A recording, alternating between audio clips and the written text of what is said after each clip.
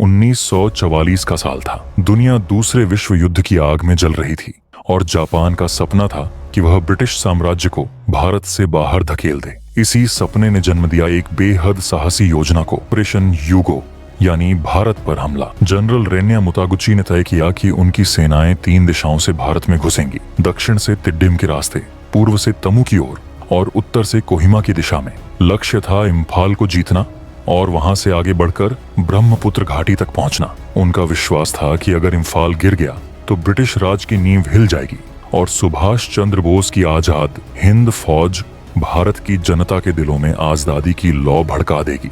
Japan ने सोचा कि वे ब्रिटिशों को एक झटके में भारत से उखाड़ फेंकेंगे, लेकिन उन्हें अंदाजा नहीं था कि उनके सामने कैसी चुनौतियां आने वाली हैं। इसी समय सुभाष चंद्र बोस दक्षिण पूर्व एशिया में आजाद हिंद फौज को मजबूत कर रहे थे। उन्होंने जापानियों से कहा था, अगर भारत की धरती पर हमारी फौज का झंडा लहराएगा तो पूरा देश अंग्रेजों के खिलाफ उठ खड़ा होगा।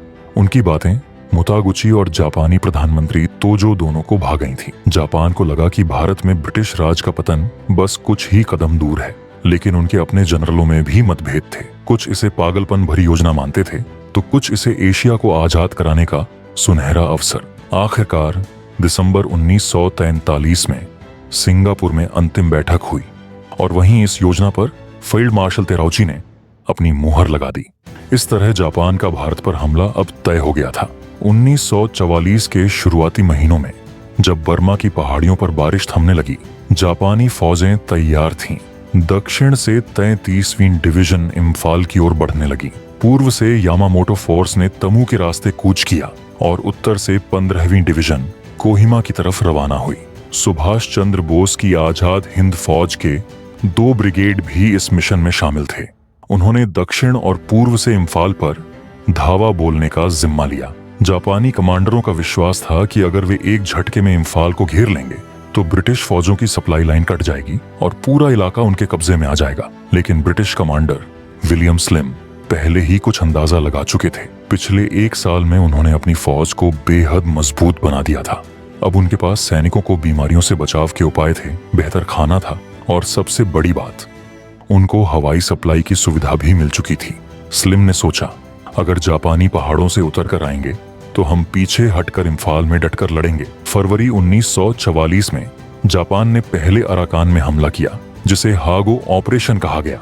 उनका मकसद था कि ब्रिटिश रिजर्व सेनाएं वहां फंस जाए और असम में बचाव कमजोर पड़ जाए। शुरू में जापानी फौजों ने बढ़त ली, लेकिन जल्द ही उनकी सप्लाई कट गई। ब्रिटिश विमान आसमान से अपने सैनिकों तक खाना, दवाइयां और गोला बारूद पहुंचा रहे थे, जबकि जापानी भूखे और बीमार होने लगे। अंततः यह मोर्चा जापान के लिए असफल रहा। 6 मार्च 1944 को ऑपरेशन ह्यूगो शुरू हुआ। जंगलों और पहाड़ियों के बीच जापानी सेनाएं भारत की सीमाओं में घुस आईं।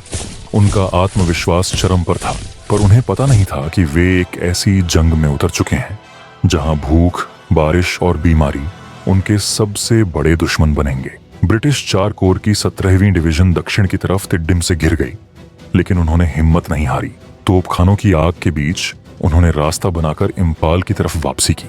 जापानी अब चारों ओर से इम्फाल को घेर चुके थे, लेकिन ब्रिटिश विमान रोजाना आसमान से सैकड़ों टन रसद गिरा रहे थे। धीरे धीरे घेराबंदी जापानियों पर ही भारी पड़ने लगी।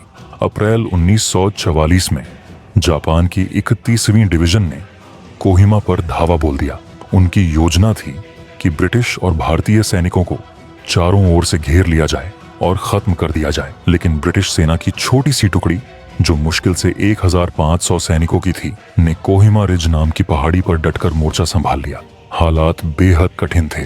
चारों ओर से जापानी हमला, सीमित गोला बारूद और कोई राहत की उम्मीद नहीं। ब्रिटिश सैनिकों ने टेनिस कोर्ट नाम के एक छोटे से मैदान में अपनी आखिरी पोजीशन बना ली। यही मैदान आने वाले दिनों में इतिहास का हिस्सा बन गया। कई हफ्तों तक इस मैदान के चारों ओर भयानक लड़ाई चलती रही। गोलियां खत्म हो रही थीं, राशन कम था और हर दिशा से दुश्मन की गोलाबारी हो रही थी। फिर भी सैनिकों ने हार नहीं मानी। ब्रिटिश सैनिकों की बहादुरी और धैर्य ने वहां एक ऐसी मिसाल कायम की जिसे आज भी टेनिस कोर्ट की लड़ाई कहा जाता है। जून तक हालत ये हो गई कि जापानी सैनिकों के पास न खाना था, न गोलियां, न हिम्मत। इम्फाल और कोहिमा दोनों मोर्चों पर वे बुरी तरह फंस गए थे। 22 जून को ब्रिटिश और भारतीय फौजें आपस में मिल गईं। यह दिन जापान के सपनों का अंत था। मुतागुची अब भी हमले का आदेश देता रहा, लेकिन उसकी फौज बिखर चुकी थी। सैनिक भूख से मर रहे थे, कुछ बीमार होकर जंगलों में छूट गए और कई ने आत्मसमर्पण कर दिया। आखिरकार 3 जुलाई 1944 को मुतागुची ने ऑपरेशन यूगो को समाप्त करने का आदेश दिया। जो बचे थे बिना हथियारों, बिना गाड़ियों, बिना उम्मीद के बर्मा की ओर लौटने लगे।